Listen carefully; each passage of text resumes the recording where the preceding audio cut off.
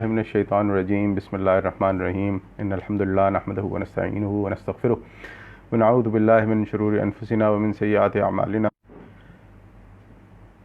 इन्नल हम्दुलिल्लाह नहमदुहु व नस्तईनुहु व नस्तगफिरुह व नऊज़ु बिल्लाहि मिन शुरूरि अनफुसिना व मिन सय्यिआति अमालिना मन यहदिहिल्लाहु फला मुदिल्ल लहु व मन युद्लिलहु फला हादिय लहु व नशहदु अल्ला इलाहा इल्लल्लाह व नशहदु अन्ना मुहम्मदन अब्दुहु व रसूलुहु अम्मा बाद फ़इन्न खैरुल हदीस किताबुल्लाह व खैरुल हदी हदी मुहम्मदिन सल्लल्लाहु अलैहि वसल्लम व शर्रुल उमूरि मुहदसातुहा व कुल्लु मुहदसतिन बिदअह व कुल्लु बिदअतिन ज़लालह व कुल्लु ज़लालतिन फिन्नार। अम्मा बाद रब्बि इश्रह ली सदरी व यस्सिर ली अमरी वहलुल उक़दतम मिन लिसानी यफ़क़हू क़ौली वजअल ली वज़ीरम मिन अहली सुब्हानका ला इल्म लना इल्ला मा अल्लमतना इन्नका अंतल अलीमुल हकीम। अल्हम्दुलिल्लाह हम लोग सिलसिलेवार कुरान का तर्जुमा पढ़ रहे हैं। हमने आयत नंबर 25 तक पूरा कर दिया था और हमने ये बात की थी कि आयत नंबर 21 से लेकर 25 तक सूरा बकरा की अल्लाह ताला ने, आप ये समझें कि पहली आयत जो थी उसमें ख़ुलासा बयान किया था कि अल्लाह ताला ने जो अंबिया भेजे और जो लोग पैदा किए उनका क्या मकसद था। उसके बाद अल्लाह ताला ने बड़े ही दो टोक अंदाज में लोगों को ये कहा था कि भाई अगर आप इस कुरान को नहीं मानते हो तो ठीक है, फिर इस जैसी कोई और किताब ले आओ, और अगर ये नहीं कर सकोगे तो फिर आप लोगों के लिए जहन्नुम तैयार है जिसका ईंधन इंसान और पत्थर होंगे। और फिर उसके बाद जन्नत वालों को खुशखबरी दी थी। और अब उसके आगे आयत नंबर 26 से कुछ ज़िमनी मसाइल जो हैं वो आ रहे हैं। अल्लाह ताला फरमाता है अऊज़ु बिल्लाहि मिनश शैतानिर रजीम इन्नल्लाह ला यस्तही अन यज़रिब मसलन मा बऊदतन फमा फ़ौक़हा। यकीनन अल्लाह इससे नहीं शर्माता कि बयान करे कोई मिसाल मच्छर की हो या इससे बढ़कर। फ़अम्मल्लज़ीना आमनू फ़यअलमूना अन्नहुल हक़्क़ु मिर रब्बिहिम। तो जो लोग साहिब ईमान हैं वो जानते हैं कि ये यकीनन हक़ है उनके रब की तरफ से। व अम्मल्लज़ीना कफ़रू फ़यक़ूलूना माज़ा अरादल्लाहु बिहाज़ा मसला। और जिन्होंने कुफ्र किया सो वो ये कहते हैं कि क्या मतलब था अल्लाह का इस मिसाल से। युज़िल्लु बिही कसीरन व यहदी बिही कसीरा। अल्लाह ताला गुमराह करता है इसके ज़रिए से बहुतों को और हिदायत देता है इसी के ज़रिए से बहुतों को। वमा युज़िल्लु बिही इल्लल फ़ासिक़ून। और नहीं गुमराह करता इसके ज़रिए से मगर सिर्फ़ सरकशों को। अब जब अल्लाह ताला ने बड़े दो टोक अंदाज में लोगों को कह दिया कि भाई आप जो कुरान को नहीं मानते, जो नबी अकरम सल्लल्लाहु अलैहि वसल्लम की लाई हुई दावत को नहीं मानते, जो इसमें कजी तलाश करते हैं, जो कहते हैं ये अच्छा नहीं है तो ठीक है फिर ले आओ इस जैसा कलाम। अगर तुम किसी शक में हो इन कुंतुम फ़ी रैबिम मिम्मा नज़्ज़लना अला अब्दिना सूरतुम मिथलिही वदऊ शुहदाकुम मिन दूनिल्लाहि इन कुंतुम सादिकीन। अब ये तो उनसे नहीं हो सका क्योंकि अल्लाह ताला ने साथ ही फरमाना फ़इल्लम तफ़अलू वलन तफ़अलू। तो अब ये उनसे नहीं हो सका। अब ये इंसान की एक फितरत में है कि जब इंसान से कोई काम ना हो सके या आप एक इंसान को एक दलील पेश करते हैं और उस दलील का उस इंसान के पास कोई जवाब नहीं होता तो वो क्या करता है, वो आए बाएं शाएं करना शुरू कर देता है, फजूल बातें शुरू करना शुरू कर देगा। आपको गोया ये कहना शुरू कर देगा तुम्हारा दिमाग ख़राब है, तुम्हारी अपर स्टोरी खाली है, तुम्हें अकल नहीं है। अच्छा, अगर ये नहीं करेगा तो दूसरा क्या करेगा? फिर जो आप दलील पेश करेंगे ना उसमें अजीब व गरीब और फजूल किस्म की पॉइंट आउट जो है ना वो नुक्ताचीनी करना शुरू कर देगा। ये तो जो जी आपने कमीज़ पहनी है इसका रंग जो है ना वो सफ़ेद नहीं है काला है, या काला है सफ़ेद क्यों नहीं है, या आप जब बात करते हैं तो आपकी जो है ना वो दाढ़ी हिलती है, या वो जब आटा गूंदा जानता है तो लोग उससे हिलते हैं। इस किस्म की फजूल बातें। अब इसी किस्म की बात जो कुफ़ारे मक्का थे उन्होंने करनी शुरू कर दी।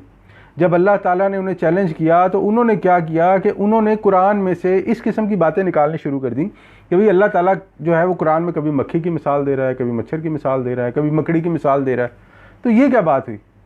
अब अल्लाह ताला यहाँ उसके बारे में कह रहा है कि इन्नल्लाह ला यस्तही अन यज़रिब मसलन मा बऊदतन फमा फ़ौक़हा, कि अल्लाह इससे नहीं शर्माता कि वो मिसाल बयान करे मच्छर की या उस चीज़ की जो इससे बढ़कर है।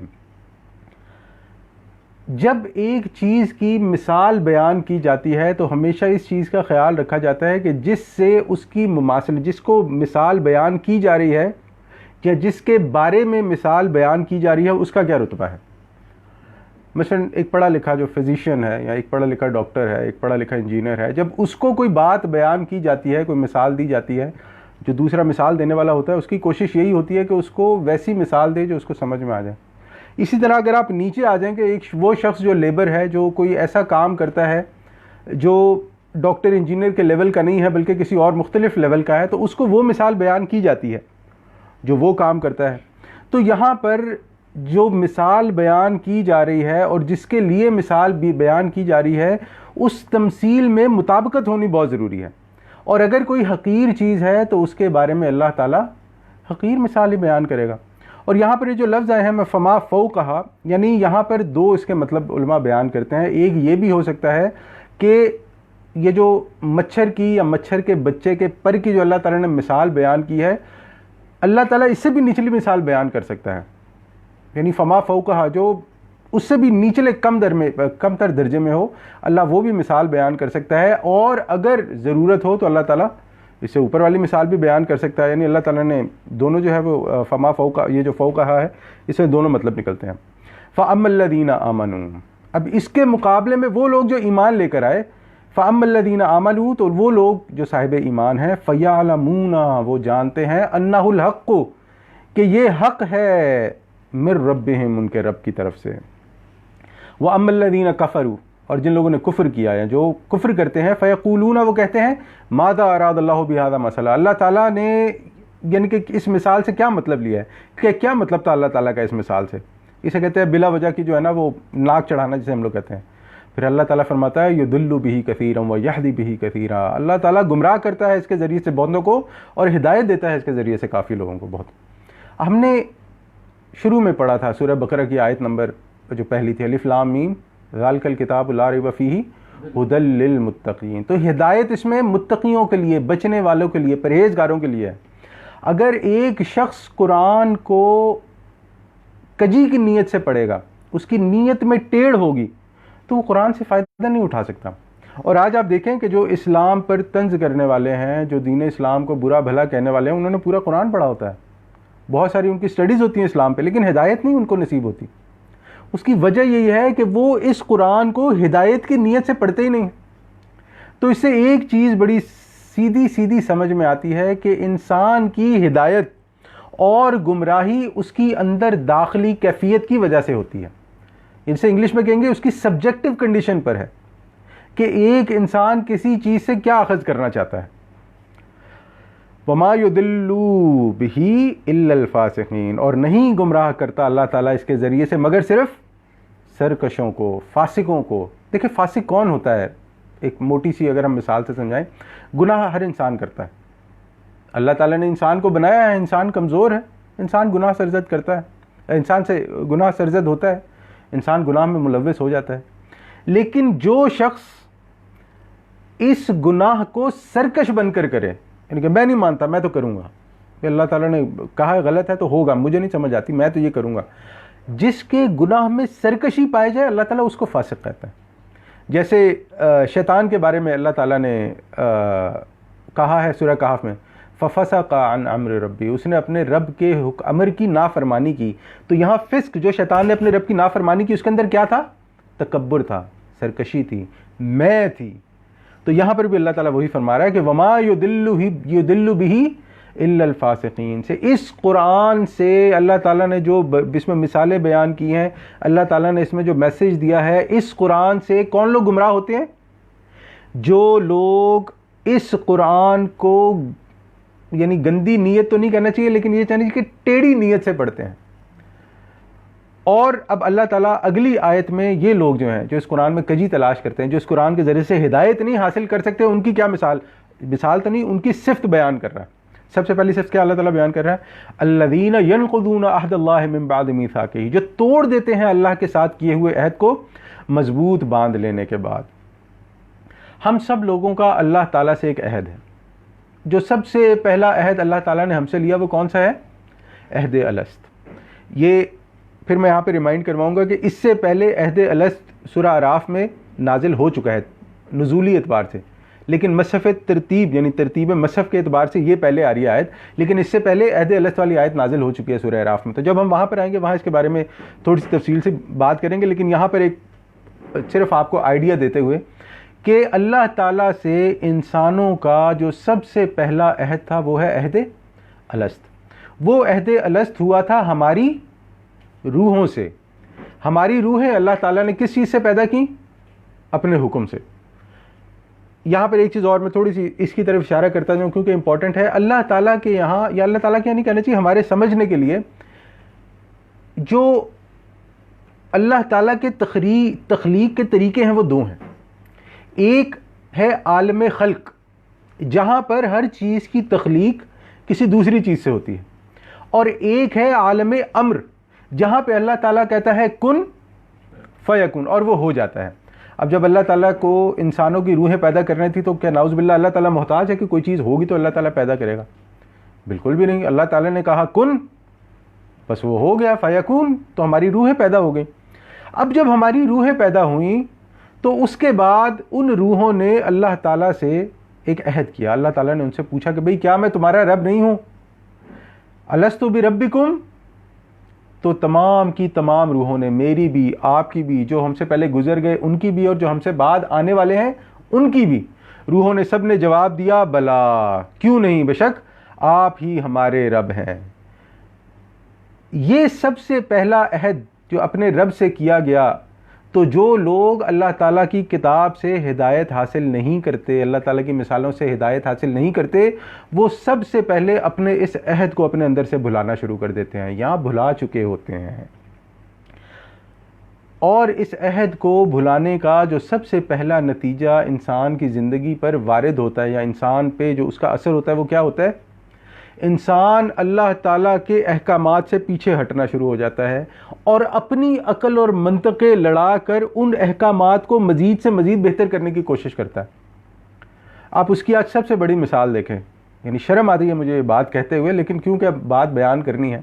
आप उसके सबसे बड़ी मिसाल देखें कि आज हमारे मुल्क में वो लोग बैठ के कवानीन बना रहे हैं मुल्क के लिए जिन्हें सूरह इखलास नहीं पढ़नी आती, सूरह इखलास नहीं पढ़नी आती।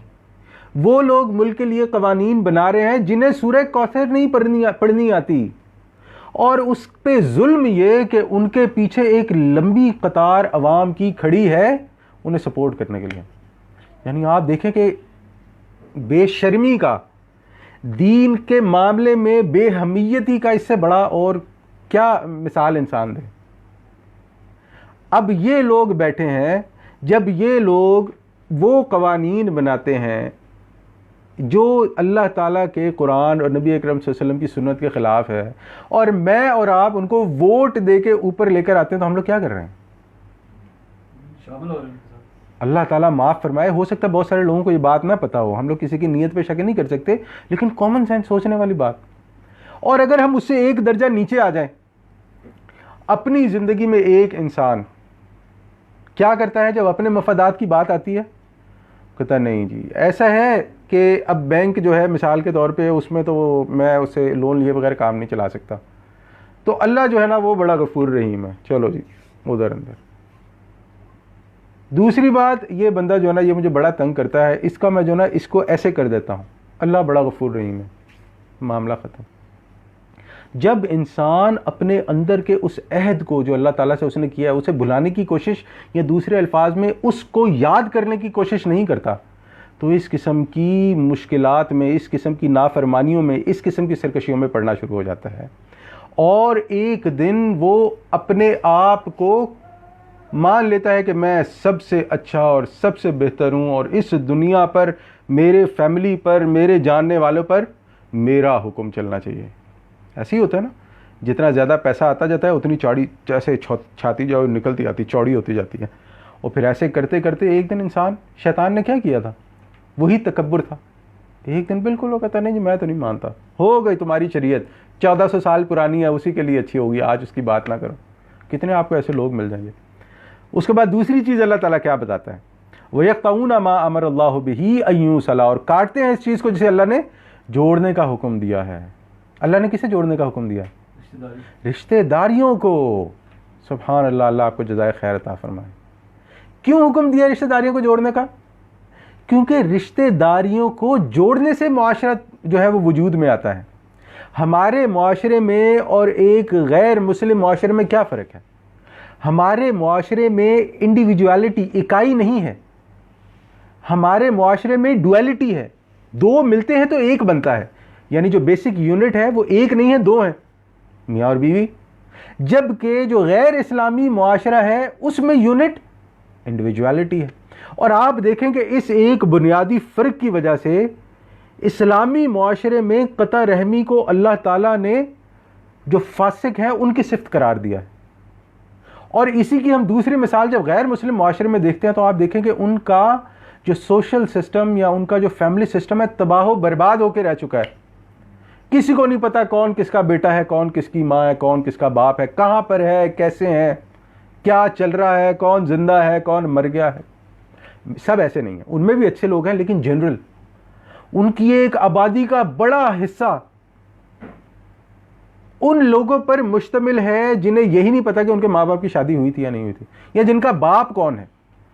यानी बयान किया था कि 50% से ज्यादा है, 50%, more than 50% of the society is based on people who are born without a wedlock between their father and mother.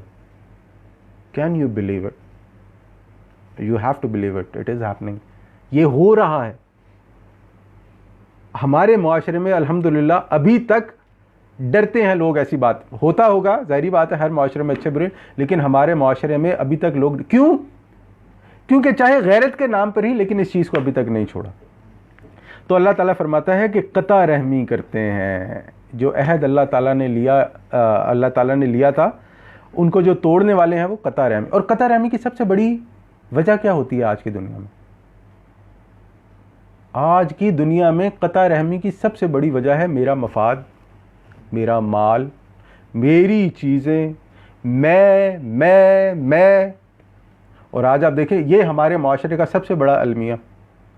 अगर आपका मेरे ऊपर कोई हक निकलता है या मेरा आपके ऊपर कोई हक निकलता है और मैं डाडा हूं, जिसे कहते हैं, लेके दिखाएं। या अगर आप डाडे हैं तो मैं आपसे ज़रा लेकर दिखाऊं। और इसी की कड़ियां होती हैं, जो विरासत के हिस्से होते हैं वो नहीं दिए जाते, जो औलाद का हक होता है नहीं दिया जाता, जो औलाद का वालिदैन पर हक होता है वो नहीं दिया जाता। और इसकी पूरी कड़ी आप शुरू से मिलाएं तो कहाँ पे चलती है कि लोग अपनी ज़िंदगी में, अपनी जवानी में, अपने उस दौर में जब उनके पास रिस्पॉन्सिबिलिटी होती है और ताकत होती है तो वो जो दिल करता है करते हैं। और जो उनके बच्चे होते हैं वो उनसे यही सीखते हैं, और फिर वो बच्चे लौटा के उन्हें क्या देते हैं? जो उन्होंने माँ बाप से सीखा होता है। तो ये कता रहमी कहाँ से शुरू हुई? ये कता रहमी हमसे ही शुरू हुई। दूसरे अल्फाज में, आज अगर कोई बच्चा है, कल को बड़ा होगा, पेरेंट बनेगा, और वो वही करेगा जो, और उस पर जुल्म ये कि दीन से क्योंकि ताल्लुक बिल्कुल वाजिबी सा या सिर्फ कुरान की तिलावत तक का होता है, तो उसका एक नुकसान क्या निकलता है? दीन से ताल्लुक ही कोई नहीं रहता। तो ये कता रहमी चलती जाती है। बहरहाल आगे चलें। आगे अल्लाह ताला क्या फरमाता है?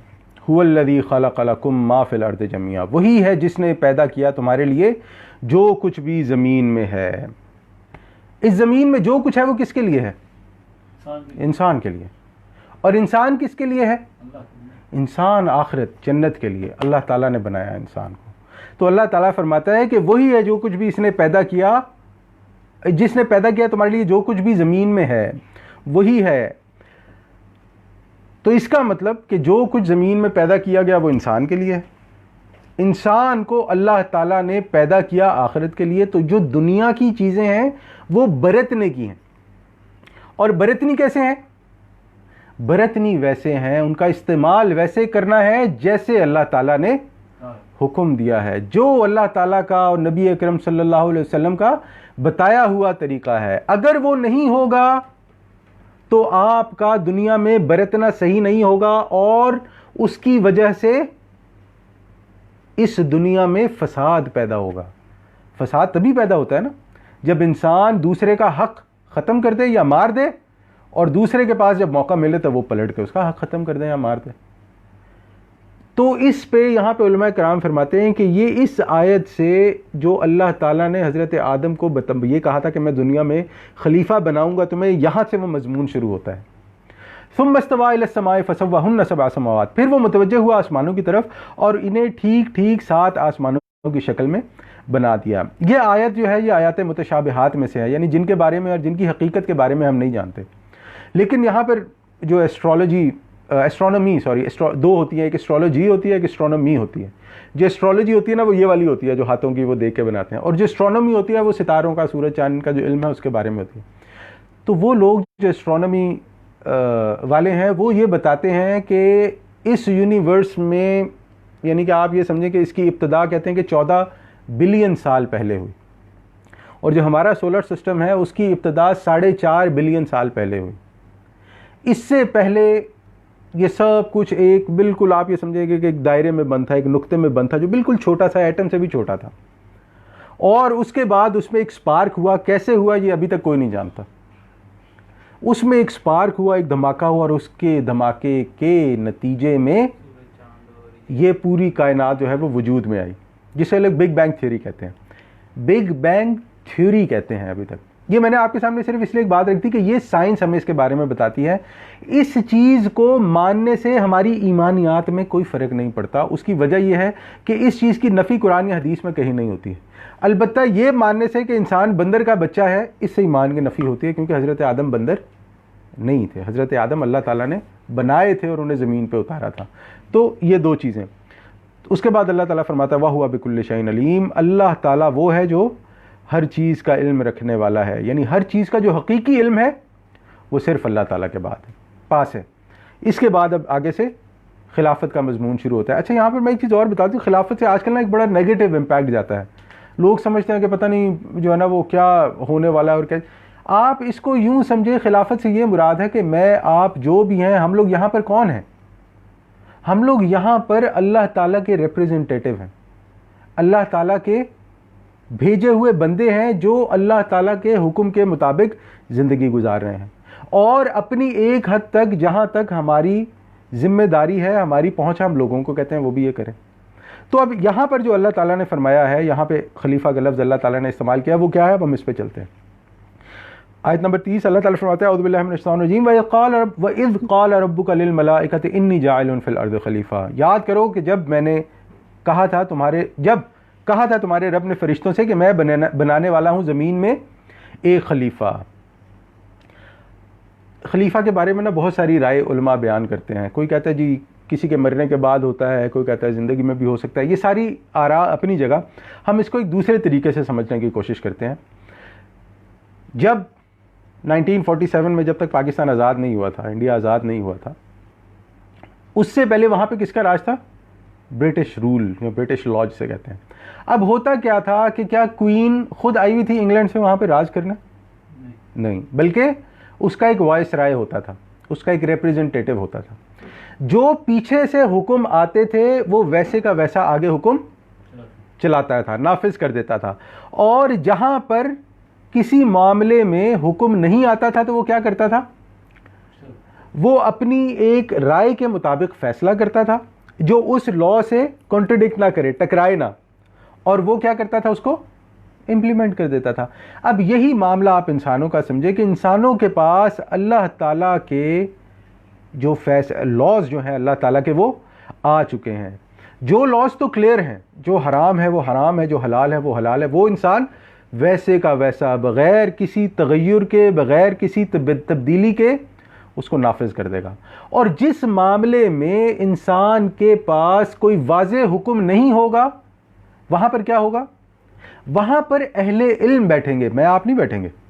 वहाँ पर अहले इल्म बैठेंगे, वो लोग मशवरा करेंगे। कुरान और हदीस के जो माहिरीन हैं वो लोग उसमें से निकालेंगे, आयात निकालेंगे, अहादीस निकालेंगे, और फिर उसके बारे में जो हुक्म सही तर उनकी फ़हम के मुताबिक होगा वो बता देंगे, और उसको मान लिया जाएगा या नाफिज कर दिया जाएगा। तो यही आप समझे कि यही रिश्ता जो है दर हकीकत रिश्ता खिलाफत है जो इंसान और उसके रब के दरमियान है। तो इससे ये चीज़ भी समझ आती है कि हर इंसान अपनी फ़हम, अपनी सोच और अपने दीन के मुताबिक अल्लाह ताला का खलीफा है इस दुनिया में। इसलिए हम लोगों को चाहे ये बात पसंद हो या ना हो, हम लोगों ने अपनी ज़िंदगी वैसे ही गुजारनी है जैसे अल्लाह ताला का हुक्म है। और अगर ये नहीं हो रहा तो हमें बहरहाल अपने तई जिस दर्जे तक हम कोशिश कर सकते हैं कोशिश करेंगे कि हम लोग अपनी ज़िंदगी अल्लाह ताला के अहकामात के ताबे गुजारें। जहाँ पर मजबूर हैं, जहाँ कुछ नहीं कर सकते तो वहाँ तो फिर कोई भी कुछ नहीं कर सकता। लेकिन जहाँ आप कर सकते हैं और वहाँ नहीं करते, वहाँ पर आप अल्लाह ताला के सामने जवाब दें।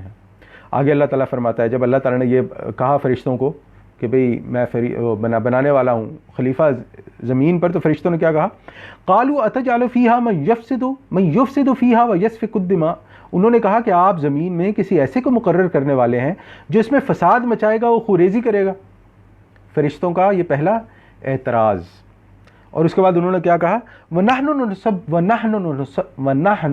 नुसब्बिहु बिहम्दिका व नुक़द्दिसु लक, कि हम आपकी हमद भी करते हैं, सना भी करते हैं, तक़दीस भी करते हैं, आपको क्या ज़रूरत है। अब तस्बीह और तक़दीस का एक फ़र्क यहाँ पर समझ लें। तस्बीह अल्लाह की बड़ाई बयान करनी होती है, यानी कि अल्लाह ताला हर ऐब से पाक है, और तक़दीस ऐसी बातों की नफ़ी करना जो अल्लाह ताला के शायान शान ना हो। तो अल्लाह ताला ने क्या फरमाया, क़ाला इन्नी आलमु मा ला तालमून, फरमाया मैं जानता हूँ जो कुछ तुम नहीं जानते हो। अब यहाँ पे लोग सवाल करते हैं कि भाई फरिश्तों को कैसे पता लगा, फरिश्तों के पास कहाँ से ये बात आई कि इंसान जो है वो ज़मीन पर खुरेज़ी करेगा, इंसान जो है वो ज़मीन पर फसाद करेगा। तो यहाँ पर उलमा ये बयान करते हैं कि इंसानों से पहले ज़मीन पर जिन रहा करते थे, और जिनों के बारे में ये मशहूर है, आज भी हम ये जानते हैं कि जिन बड़ी शरीर मखलूक है। अल्लाह ताला ने जिनों को आग से पैदा किया है, बड़ी शरीर मखलूक है। तो वो लोग जब इंसानों से पहले दुनिया में थे तो वो लोग दुनिया में खुरेज़ी मचा के रखी हुई थी, उन्होंने बेड़ा गर्क किया हुआ था। तो फरिश्तों को उस चीज़ का इल्म था और फरिश्तों ने अल्लाह ताला से ये बात कही। तो अल्लाह ताला ने क्या कहा यहाँ पे, अल्लाह ताला ने कहा कि जो मैं जानता हूँ आप नहीं जानते। और दूसरी तरफ एक और बात जो फरिश्तों ने बयान की कि या अल्लाह, अगर आपने इंसान को सिर्फ, मैं लफ्ज़ सिर्फ इस्तेमाल कर रहा हूँ, सिर्फ अपनी इन्हीं इबादत, नमाज, रोज़ा, ज़कात के लिए करना थी, तो हम तो कर ही रहे हैं। वनहनु नुसब्बिहु बिहम्दिका व नुक़द्दिसु, हम जो हैं आपकी हम्द व सना के साथ तस्बीह और तक़दीस बयान करने के लिए। तो अल्लाह ताला ने कहा नहीं भाई, ऐसी बात नहीं, जो मैं जानता हूँ वो तुम नहीं जानते। एक और नुक्ता यहाँ पर, फरिश्तों ने जब ये देखा कि जिन्नों को यहाँ पर अल्लाह ताला ने ज़मीन पे भेजा, तो ज़मीन पर उन्होंने क्या किया, फसाद बर्पा किया। उसकी एक वजह क्या थी, उसकी एक वजह ये थी, या अब भी है, कि शयातीन जिन या जिन जो है उनके पास अथॉरिटी है, इंसान के पास भी अथॉरिटी है। तो इसका मतलब है जिसके पास अथॉरिटी होती है वो उस अथॉरिटी का गलत इस्तेमाल करते हुए ज़मीन में फसाद कर सकता है। और ये पॉलिटिकल साइंस का एक उसूल है जिसे इंग्लिश में एक्सियम कहते हैं कि authority tends to corrupt and absolute authority corrupts absolutely, कि इख्तियार जो है वो इंसान को करप्ट करता है, और अगर इंसान के पास मुतलक इख्तियार होगा तो इंसान मुतलक करप्शन में मुब्तला हो जाएगा। और आज हमारे सामने मिसालें मौजूद हैं। आप देखें कि लोग हुकूमत में आने से पहले उनके एहसासात क्या होते हैं और हुकूमत में आने के बाद क्या होते हैं। हुकूमत से पहले, यानी कि अथॉरिटी कोई भी मिलने से पहले, चाहे वो किसी इदारे की हो, घर की हो, किसी जो है वो स्कूल की हो या कोई भी हो, पहले उसकी एक तबीयत क्या होती है और उसके बाद क्या होती है। तो इस बिना पर भी उन्होंने क़यास किया कि अगर इंसान को अल्लाह ताला बना रहा है, इंसान को अल्लाह ताला अथॉरिटी दे रहा है, तो अगर जिन्होंने बेड़ा गर्क कर दिया तो इंसान भी इसको ख़राब करेंगे। अल्लाह ताला ने फिर वही, मैं दोबारा रिपीट करूँगा, क़ाला इन्नी आलमु मा ला तालमून, अल्लाह ताला ने फरमाया मैं जो जानता हूँ तुम नहीं जानते हो। इसके बारे में उलमा एक बात और भी बयान करते हैं, वो ये कहते हैं कि अल्लाह ताला ये जो जानता है और नहीं जानता वाली बात है, अल्लाह ताला इसमें फ़रिश्तों को ये बताना चाह रहा था कि अल्लाह ताला ने इंसान में शर के साथ साथ खैर का पहलू भी रखा है, उस चीज़ को टोटल नज़रअंदाज नहीं किया जा सकता। आगे अल्लाह ताला क्या फरमाता है, अब यहाँ से ये बात पूरी हो गई। कुरान जो अल्लाह ताला के बाद कोट कर रहा है, वअल्लमा आदमल अस्मा कुल्लहा, और अल्लाह ताला ने सिखा दिया आदम को तमाम के तमाम नाम। अब यहाँ पर मुफस्सिरीन का इस बात पर इजमा है कि ये तमाम अशिया यानी तमाम नाम या ये वो इल्म है जो क़यामत तक इंसान एक्सप्लोर करने वाला है। दुनियावी इल्म अल्लाह ताला ने वो हज़रत आदम के अंदर पोटेंशियली रख दिया था। अब एक चीज़ यहाँ पर और समझने के लिए बहुत ज़रूरी है, इंसान के पास इल्म हासिल करने के दो ज़राए हैं। एक है एक्वायर्ड नॉलेज, एक्वायर्ड नॉलेज कहते हैं इक्तसाबी इल्म को या उस इल्म को जो हवास के ज़रिए हासिल किया जाए, और एक इंसान के पास है रिवील्ड नॉलेज, रिवील्ड जो अल्लाह ताला की तरफ से वही किया जाता है। तो ये जो एक्वायर्ड नॉलेज है जो इंसान अपने हवास से खुद हासिल करता है, इसके लिए तीन चीज़ें हैं इंसान के पास। समात, बसारत और अक्ल। इंसान आँखों और कानों के ज़रिए से इल्म को देखता है या सुनता है, उसके बाद उसके दिमाग में जाके वो इल्म प्रोसेस होता है और उसके बाद उसकी मेमोरी में कहीं पे वो इल्म स्टोर हो जाता है और वो कभी वो इसे लिख कर या दूसरे ज़राए में उस इल्म को महफूज कर लेता है। अब ये चीज़ शुरू से चल रही है और हम नहीं जानते कि आगे जाने तक ये चीज़ कितनी फैल जाएगी। आज देखें ना, एक ज़माने में MBBS डॉक्टर एक बहुत बड़ी चीज़ हुआ करता था, तो डॉक्टर साहब, और आज MBBS डॉक्टर काफ़ी नहीं है, हर फील्ड में एक स्पेशलाइजेशन की ज़रूरत है। एक ज़माने में कंप्यूटर यूज़ करने वाला बहुत बड़ी चीज़ समझा जाता था, कंप्यूटर। आज वो कंप्यूटर का हार्डवेयर प्रोग्रामर दूसरा होता है, सॉफ्टवेयर प्रोग्रामर दूसरा होता है, इलेक्ट्रॉनिक प्रोग्रामर दूसरा, फलाना डिमाना, कितनी चीज़ें। तो ये दौर स्पेशलाइजेशन का आ चुका है और उसके आगे कितना कुछ आएगा अल्लाह आलम, हम नहीं जान सकते। और दूसरी तरफ जो रिवील्ड नॉलेज है, जो इल्म वही है, उसका मामला ईमान के साथ है। जैसे पिछली बार भी बात हुई थी कि जिस तरह एक्वायर्ड नॉलेज हासिल किया जाता है, सीखा जाता है, इसी तरह जब तक रिवील्ड नॉलेज इल्म वही के लिए भी हम लोग कोशिश नहीं करेंगे उसको सीखने की, समझने की, शऊरी तौर पर जानने की, इंसान स्पिरिचुअली, रूहानी तौर पर कामयाब नहीं होगा। यहाँ पे एक चीज़ मैं और आपके सामने जो है ना वो रखना चाहूँगा। अल्लाह ताला ने सबसे पहले, जो हमने बात की थी, अल्लाह ताला ने सबसे पहले इंसानों की क्या बनाई? रूह बनाई। आलम अरवाह में इंसान की तख्लीक हुई। तो इसका मतलब हमारी असल क्या है? हमारी असल हमारी रूह है। और उसके ऊपर ये जो हमारे ऊपर चढ़ावा है, ये क्या है? ये हमारा जिस्म है। अल्लाह ताला को असल मतलूब किसकी पाकीज़गी है? हमारी रूह की, रूहानी तज़किया मतलूब है, जिसकी वजह से हम लोग जन्नत के अहल होंगे। लेकिन जब हम लोग रिवील्ड नॉलेज को कमतर समझते हैं, एक्वायर्ड नॉलेज को ज़्यादा समझते हैं, दुनियावी उलूम को तरजीह देते हैं रूहानी उलूम पर, तो उसका नतीजा क्या निकलता है? उसका ये नतीजा निकलता है कि इंसान रूहानी तस्कीन के लिए कुरान की तिलावत को, कुरान के इल्म पर फ़ौक़ियत देता है। एक इंसान बैठ के एक पारा पढ़ने को ज़्यादा सवाब समझता है, बजाय इसके कि वो बैठ कर 3 या 4 आयात पर इल्म करे, तफक्कुर करे, तदब्बर करे।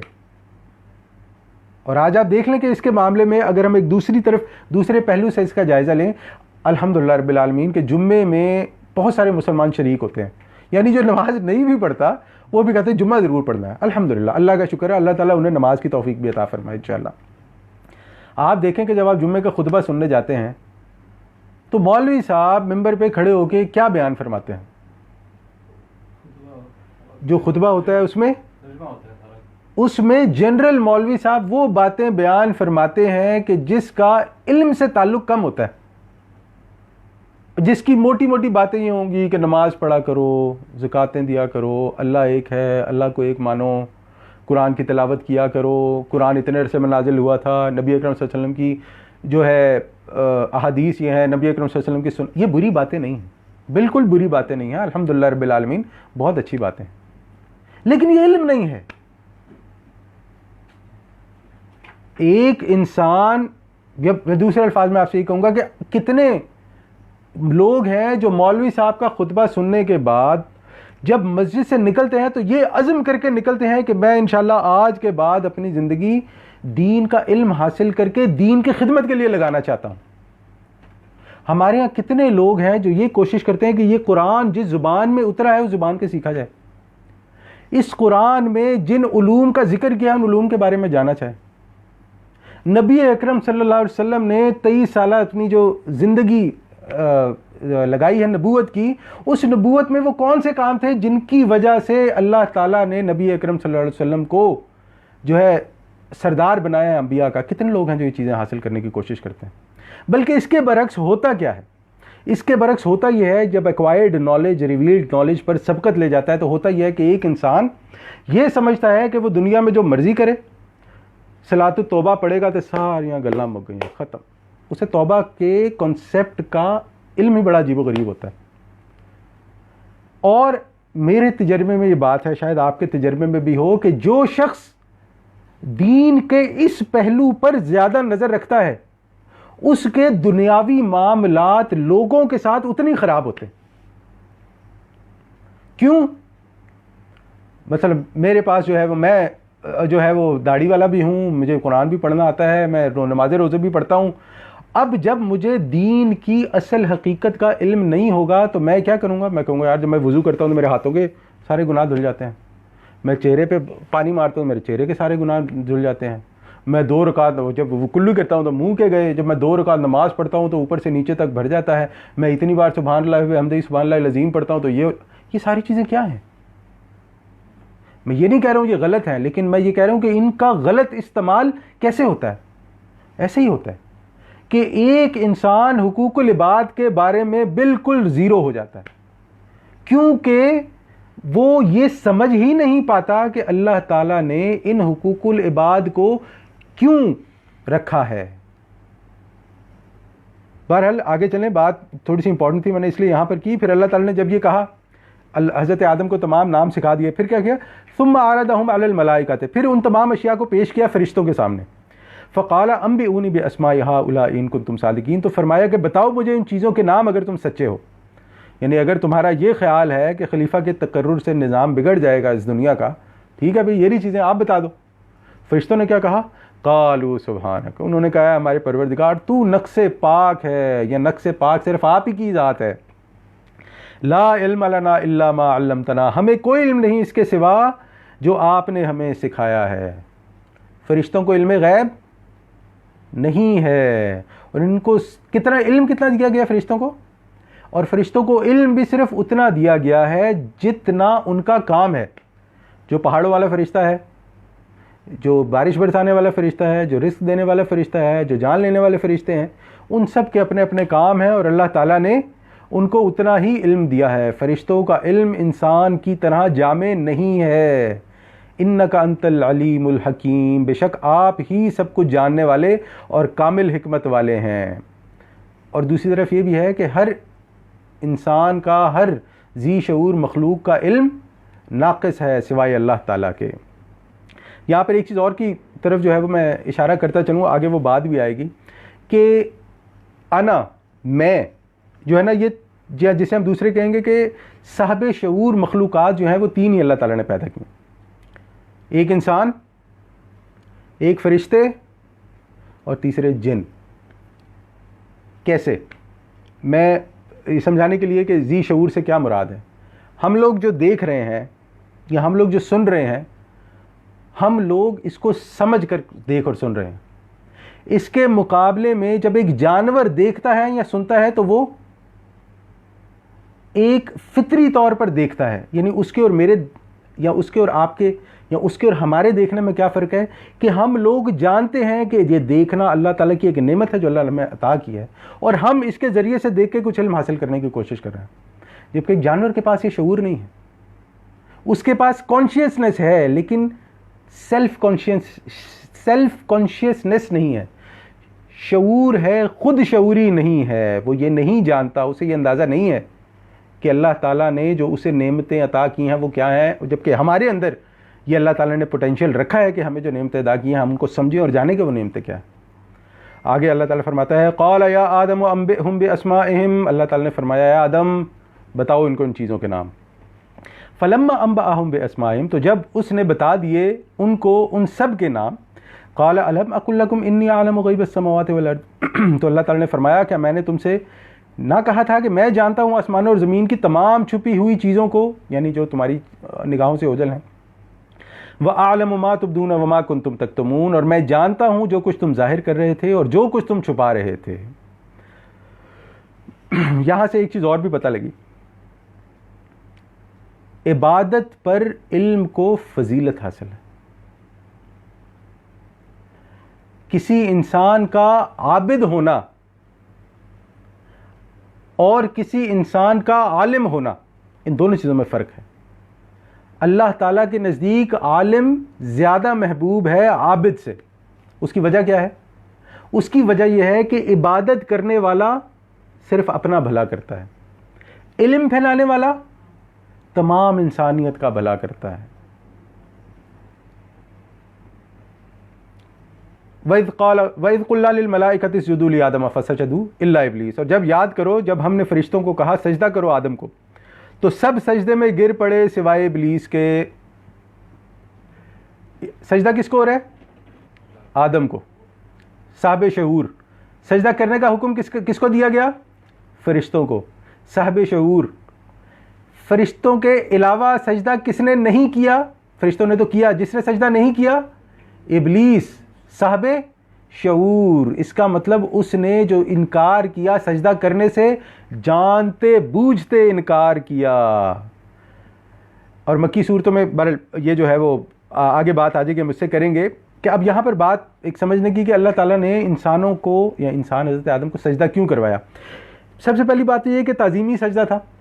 ये इस्लाम से पहले दूसरी शरीयतों में जायज़ था, किया जाता था। वो हज़रत यूसुफ़, वो जो सूरह यूसुफ़ है उसमें मिल जाएगा, वहाँ पर भी हमें उसका जो है वो मिलता है, ज़िक्र मिलता है। दूसरी बात, ये तो सजदा करवाया गया हज़रत आदम को, ये कब सजदा करवाया गया इसकी तफसील हमें मिलती है सूरह हिजर और सूरह साद में, कि अल्लाह ताला फरमाता है कि फ़इज़ा सव्वैतुहु व नफ़ख्तु फ़ीहि मिर रूही फ़क़अू लहू साजिदीन। जब इस आदम की तख्लीक मुकम्मल कर लूँ और इसमें अपनी रूह में से फूंक दूँ, तब गिर पड़ना तुम सजदे में इनके सामने। यानी कि हज़रत आदम को सजदा तब करवाया गया जब अल्लाह ताला ने हज़रत आदम में रूह फूंक दी थी।